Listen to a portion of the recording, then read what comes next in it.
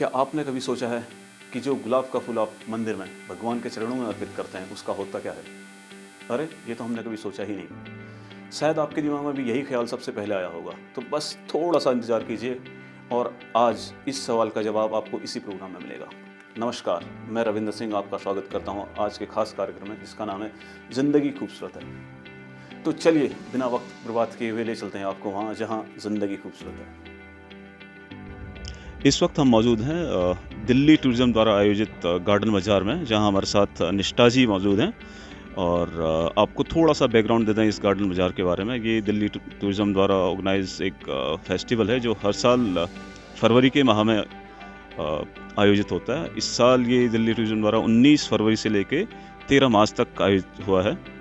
और इसमें जितने भी गार्डन लवर्स हैं वो काफ़ी बड़ी मात्रा में, बड़ी ही तादाद में आते हैं। और यहाँ बहुत, जैसे कि मैं देख सकता हूँ, डिफरेंट तरह के पेड़ पौधे और बॉन्जाई दिख रहे हैं, जिनमें से कि कुछ यूनिक हैं, कुछ 35 इयर्स ओल्ड भी हैं, जो कि मेरे लिए बहुत सरप्राइजिंग था। तो आइए बात करते हैं निष्ठा जी से कि ये किस तरह से इसमें जुड़ी हुई हैं और यहाँ एक्चुअली क्या क्या होता है, किस तरह से ये पूरा का पूरा जो है आयोजन किया जाता है। Hello everyone. तो बेसिकली जो हमारी मदर कंपनी है उसका नाम वॉकाथॉन टूर्स है और हम यहाँ पे गार्डनथॉन क्रिएशंस के नाम से आए हैं। और जो हमारा मेजर पर्पस था यहाँ पे आने का वो ये सामान है जो कि हमने बहुत ही छोटे बिजनेस और लोकल आर्टिस्ट से ऑब्टेन किया है। हम लोग बेसिकली एक डेस्टिनेशन मैनेजमेंट कंपनी है। We are into walking tours and experiential tours. लेकिन कोविड के बाद से, जैसे कि आप जानते हैं, कि लोग इतना ट्रैवल नहीं कर पा रहे हैं, तो उसकी वजह से बहुत सारे लोगों को प्रॉब्लम हुई है, उनकी जॉब्स गई हैं। इस चक्कर में सबने कुछ ना कुछ अलग अलग काम स्टार्ट कर दिया था।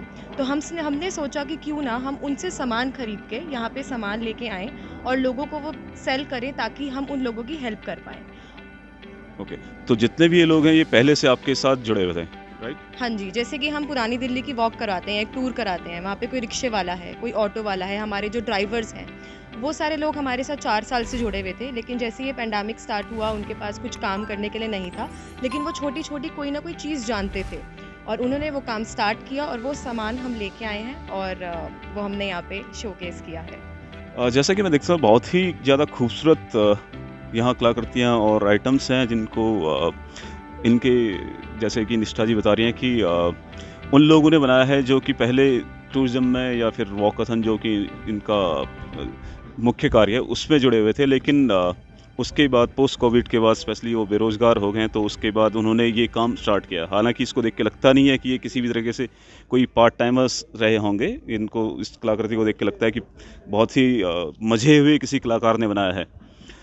तो जो जितने भी आपके कलाकार हैं, तो इनको कलाकार ही कहना चाहिए क्योंकि कलाकृतियाँ बना रहे हैं। और तो ये पहले से इसी फील्ड में जुड़े हुए थे या फिर ये सिर्फ पोस्ट कोविड इस चीज़ में आए हैं? ये लोग पहले से ये काम तो ज़रूर जानते थे, बिकॉज़ ये शहर के, मतलब हमारे इंडिया से अलग अलग कॉर्नर से आए थे बेसिकली। लेकिन टूरिज़्म की वजह से इनको एक एक सिक्योरिटी मिल गई थी, एक जॉब मिल गई थी, एक कंपनी के साथ वो लोग एसोसिएटेड थे। लेकिन आपको पता है कि कोविड ने बहुत सारी चीज़ें जो हैं वो चेंज कर दी हैं, तो उन्होंने अपनी वो कला दोबारा बाहर निकाली और आप देख सकते हैं कि कितने अच्छे कलाकार हैं ये लोग, कि इवन थोड़े से टाइम के लिए भी जो उन्हें टाइम मिला है उससे उन्होंने ये ऐसी ऐसी चीज़ें बनाई। मैं काफ़ी देर से निष्ठा जी से बात कर रहा हूँ और काफ़ी कुछ इनकी कंपनी के बारे में और इनके इनिशिएटिव के बारे में हमने बात की। लेकिन इस दौरान मैंने एक ख़ास चीज़ गौर की कि यहाँ पे ना बहुत ही ज़्यादा खूबसूरत और गुलाबों की खुशबू आ रही थी बहुत देर से मुझे। तो मैंने निष्ठा जी से पूछा कि ये कहाँ से आ रहे, तो उन्होंने बताया कि इनके पास एक ड्राइड रोजेस का कोई कुछ आइटम है जो कि जिसकी वजह से यहाँ पे खुशबू आ रही है। तो मैं जानना चाहूँगा उनसे और कि वो क्या है और क्या चीज़ है, वो आप प्लीज़ दिखाएंगे हमें वो? ये हमारे ड्राई रोज पेटल्स हैं। तो ओके। ये आप किसी में से आपको खुशबू आ रही हाँ, थी? मैं बहुत देर से बहुत ही अच्छी खुशबू है और बहुत देर से महक रही थी, तो मुझे लगा कि पता नहीं कहाँ से आ रही है। तो ये क्या है, ये आप मुझे बताएंगे थोड़ा-सा? तो बेसिकली जो लोग हैं इसको वैसे रोज़ वाटर को बनाने के लिए, गुलकंद बनाने के लिए यूज़ करते हैं। अब जैसे कि मैंने आपको पहले बताया था कि जो बहुत सारी जो चीज़ें हैं हमारी, वो हमारे जो एम्प्लॉइज़ थे या जो हमारे कोलीग्स थे उनके थ्रू वो आई हैं। तो हमारे साथ एक ड्राइवर हैं जो कि पंडित जी हैं। ओके। तो अब वो एक लोकल टेम्पल के साथ एसोसिएटेड हैं, अब वो वहाँ पे काम कर रहे हैं। तो हमने उनसे जो बहुत सारे, हम सब मंदिर जाते हैं, फ्लावर्स चढ़ा के आ जाते हैं, लेकिन हम कभी सोचते नहीं है कि वो फ्लावर्स उसके बाद कहाँ जाते हैं। तो हम लोगों ने उसको यूज़ करने के लिए वो फ्लावर्स मंगवा के उसको ड्राई करवाया है और इसको हमने इस पाउच के अंदर भर दिया है और now we are selling it off यहाँ पे, जिससे आप गुलाब जल, गुलकंद अपने बाथ टब में डाल सकते हैं, इसको आप पुडिंग में, बर्फ़ी में, इन सब चीज़ों में भी डाल सकते हैं। क्या मैं ये ले बिल्कुल ले जाइए, आप बिल्कुल। मुझे लगता है कि मुझे ट्राई करना चाहिए। मुझे बहुत ही ज़्यादा इंटरेस्टिंग चीज़ लग रही है ये। मैंने कभी सोचा नहीं था कि मंदिर में जो हम फूल चढ़ाते हैं उसके बाद उसका क्या होता है। ये पहली बार ऐसा है कि मेरे पास ये कुछ है जो मैंने कभी एक्सपेक्ट नहीं किया था। और हालाँकि ये बिल्कुल भी ऐसा नहीं लग रहा कि मंदिर में चढ़ाए गए फ्लावर्स हैं। ये बहुत ही फ्रेश इनमें से खुशबू आ रही है और दिखने में बहुत ही अच्छा लग रहा है ये। इसके अलावा निष्ठा जी और कुछ है जो आप मुझे दिखाना चाहेंगी जो आपके कलाकारों द्वारा बनाया गया है? जैसे कि आप ये देख सकते हैं, ये वाइट मेटल के अंदर है, दिस इज़ एल्यूमिनियम। तो इसके बेसिकली आप खोल के दिखाएँगे प्लीज़? हाँ जी, बिल्कुल। तो हम लोग जब जाते हैं अपने घर के पुराने बर्तन, पुरानी चीज़ें मार्केट में जाके ऐसे ही बेच आते हैं। हाँ, बिल्कुल। तो जो कलाकार होते हैं, उनको हर चीज़ की वैल्यू होती है, कदर होती है। तो वो लोगों ने उसको खरीदा है, इनको सांचे में डाल के ये ऐसे टाइप की वो लोग चीज़ें बना रहे हैं, अलग-अलग टाइप की। जैसे हमारे पास ये वाइट मेटल में बुद्धा जी हैं, जो कि आप अपने घर के डोर पे टांग सकते हैं, कहीं पे भी इसको आराम से लगा सकते हैं। आपने देखो मैंने कभी नहीं सोचा था कि ये चीज़ें इस तरह की जो हम कई बारी वेस्ट समझते हैं या उसको फेंक देते हैं कि वो उससे इतना कुछ खूबसूरत और पॉजिटिव कुछ बनाया जा सकता है। बहुत ही तारीफ़ करनी होगी ऐसे कलाकारों की। और मुझे लगता है कि गवर्नमेंट को भी जिस तरह से निष्ठा जी और इनकी ऑर्गेनाइजेशन लोगों को सपोर्ट कर रही है। अब निष्ठा जी की अपनी लिमिट्स हैं कि वो लिमिटेड लोगों को ही सपोर्ट कर सकती हैं। तो मुझे लगता है कि गवर्नमेंट को भी इस तरह का इनिशिएटिव लेना चाहिए जिसमें कि जो लोग बेरोज़गार हो गए हैं, अब टूरिज़्म इंडस्ट्री बहुत ज़्यादा प्रभावित हुई है पोस्ट कोविड। तो बहुत सारे लोग जुड़े हुए थे, बहुत ज़्यादा लोग बेरोज़गार हो गए हैं। और जो टैलेंटेड हैं, जो कलाकार हैं, मुझे लगता है गवर्नमेंट को स्पेशली, क्योंकि हम बात कर रहे हैं टूरिज़्म की आज, तो मुझे लगता है कि गवर्नमेंट को कुछ ना कुछ ऐसा इनिशिएटिव लेना चाहिए जिससे कि ऐसे लोगों की हेल्प हो पाए बड़े पैमाने पे। अच्छा, मुझे थोड़ा बहुत आप बताएँगे कि वॉकाथन क्या होता है और ये किस तरह से आप लोग ऑर्गेनाइज़ करते हैं और किस तरह से ये जो भी इसमें पर्यटक आते हैं, तो क्या वो डोमेस्टिक हैं या इंटरनेशनल भी होते हैं? तो जो हमारी कंपनी है वॉकाथॉन टूर्स, हम लोग बेसिकली इंटरनेशनल्स के साथ पहले डील कर रहे थे। हमारे जो क्लाइंट्स थे वो यूएसए एंड यूके के थे, लेकिन कोविड के बाद से हम लोग अब डोमेस्टिक मार्केट में आ रहे हैं। और हमारा एक जो मुख्य रीज़न है, जो एक कारण है यहाँ पे आने का, वो ये भी है कि हम यहाँ पे आसपास के दिल्ली के लोगों से ही मिलें और उन्हें वॉकाथॉन के बारे में बताएं। अब आप जैसे कि आपने पूछा कि वॉकाथॉन टूर्स है क्या, तो जो हमारी कंपनी है वो बेसिकली कॉन्सेंट्रेट करती है वॉकिंग टूर्स पे, एक्सपीरियंशियल टूर्स पे। जैसे कि आप जानते हैं कि दिल्ली में बहुत सारी जगह है घूमने के लिए, हमारे भारत में ही बहुत सारी जगह है घूमने के लिए, लेकिन लोग कुछ जगहों पे, कुछ चंद जगहों पे जाते हैं। आप दिल्ली की बात करें तो लोग लाल किला चले जाएंगे, इंडिया गेट चले जाएंगे, कुतुब मीनार चले जाएंगे। उसके अलावा और उससे बहुत बढ़कर है दिल्ली शायद से हम सब के लिए। और हम लोग उन्हीं छोटी छोटी गलियों में जाते हैं, लोगों से बात करते हैं, डिफरेंट टाइप का स्ट्रीट फूड टेस्ट करते हैं और बेसिकली एक सिटी के कल्चर को समझने की कोशिश करते हैं। और इसीलिए ये वॉकाथॉन टूर्स हमने स्टार्ट किया था कि हम लोग एक मॉन्यूमेंट से हट कर कोई चीज़ करें और लोगों को दिखाएं उसके बारे में। तो यही है वॉकाथॉन। और हम लोग बेसिकली इंटरनेशनल के साथ, जैसे मैंने बताया, हम डील कर रहे थे, लेकिन अब हमारे जो मेजर हैं वो हम डोमेस्टिक पे कंसंट्रेट कर रहे हैं, स्पेशली स्टूडेंट्स पे कर रहे हैं और बच्चों पे कर रहे हैं। जो बहुत सारा सामान है, हमसे लोग यहाँ पे आके पूछते हैं, क्वेश्चंस पूछते हैं और हम उन्हें उनके पीछे की कहानियाँ भी बताते हैं। इन सामान के साथ साथ बहुत सारी कहानियाँ हैं जो जुड़ी हुई हैं, तो वो हम उन्हें वो भी बताते हैं। ओके। और जैसे कि आपने बताया कि आप जब वॉकाथन टूर्स करवाते हैं तो आप छोटी-छोटी गलियों में जाते हैं और जो दिल्ली का, हालाँकि सबको पता है दिल्ली लाल किला है, कुतुब मीनार है और हुमायूँस टॉम्ब सब जानते हैं, लेकिन इसके अलावा क्या है दिल्ली में कोई बहुत कम लोग जानते हैं। बिल्कुल। तो आप बेसिकली उन सब चीज़ों को एक आम पर्यटक तक पहुंचा रहे हैं जो कि पहले नहीं पहुंच रहा था, राइट? बिल्कुल।